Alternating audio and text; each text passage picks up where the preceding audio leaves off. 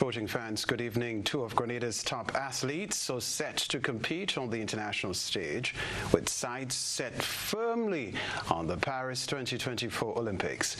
World Championship bronze medalist and decathlete Lyndon Victor is set to make his 2024 season debut at the prestigious Hypo Meeting in Austria.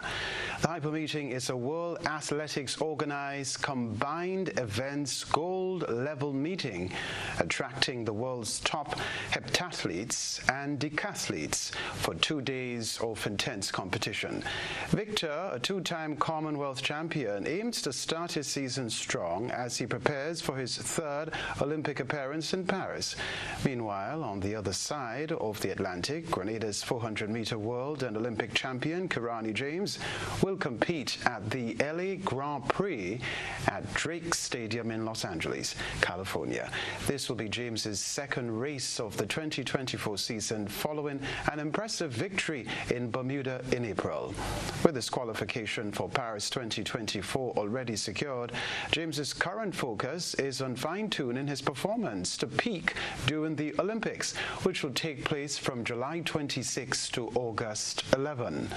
Following their respective events this weekend, both Victor and James will participate in the fourth edition of the Grenada Invitational on June 6 at the Kirani James Athletic Stadium. The event will be a homecoming of sorts and an opportunity for local fans to celebrate and support their national heroes. Over the past 40 years of Grenada's participation at the Olympics, 51 athletes from Grenada have showcased their talents on the grand stage of the Olympics. And now these sporting heroes are set to be celebrated and honored. My colleague Nisha Peters tells us more. The Grenada Invitational is scheduled to be a landmark event, reflecting on the rich history of Grenada's participation in the Olympics while providing a platform for future stars to shine.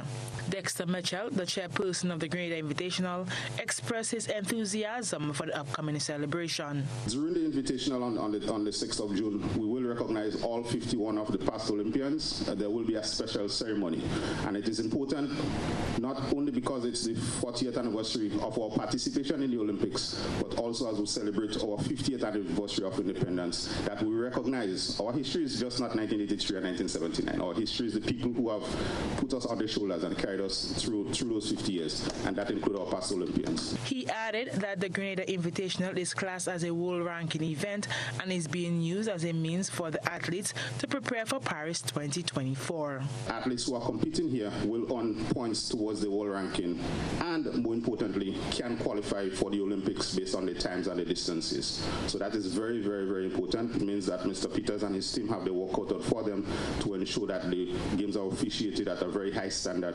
because you do not want somebody competing and then there's controversy about the time and so on. To that extent, we are again bringing in Mr. Torres, professional World Athletics certified starter from Puerto Rico, to ensure that we have no hiccups as far as the events are concerned. Curlan Peters is the director of the 2024 Grenada Invitational. Not only showcasing our local athletes, we are inviting all the upcoming athletes from all the schools through the sponsorship of you local stakeholders and companies to come out and see our international local athletes. So this is a good thing. So we want to show a continuation of our independence and our talent and our culture to also display.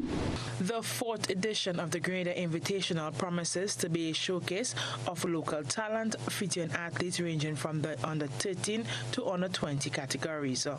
Grenada made its Olympic debut in 1984 at the Los Angeles Games and had since had continuous representation at every subsequent Olympics, with the nation's athletes competing in various disciplines, including boxing, track and field, swimming, and taekwondo. Nisha Peters, GBN Sports. The ICC T20 World Cup Trophy Tour is set to land in Trinidad and Tobago this Saturday.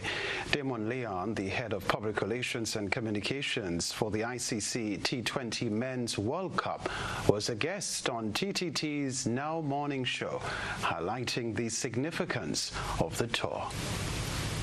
The ICC Men's T20 World Cup Trophy Tour is set to arrive in Trinidad and Tobago this Saturday at the Brian Lara Cricket Academy and the Buku Integrated Facility.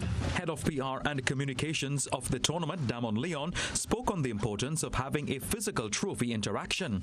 I think it's important because as in any world sporting event of this nature, having the trophy actually in your country sort of brings home the reality that a major World Cup event is actually going to be taking place on your shores. So, and it's also a way for fans to actually, we see it on television, we see it through broadcasts. It's actually a way to engage fans, for them to become closer to the sport, to the action, and really just to feel a part of that they are just part of this major world event.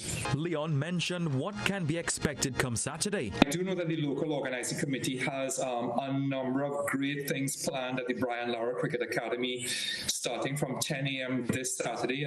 It's open to the public. I do know that there are going to be cultural performances, there are going to be displays, it's just going an opportunity for Trinidad and Tobago to sort of celebrate our identity and sort of show the world that when the trophy is on island, that this is what we represent as brand TNT, and for everyone to come out and just and get an opportunity to be face on with the trophy, see past and present players, take photos, and just make this into something that's really that we're going to remember for years to come. He said the response of the trophy tour across the region has been overwhelming. At every participating Caribbean host nation, the welcome and the response has been tremendous. I mean, special thanks really should go out to the local organizing committees and the governments who have made this possible. The public response has just been tremendous on every level. All right, that is the sports news for now. We'll be back.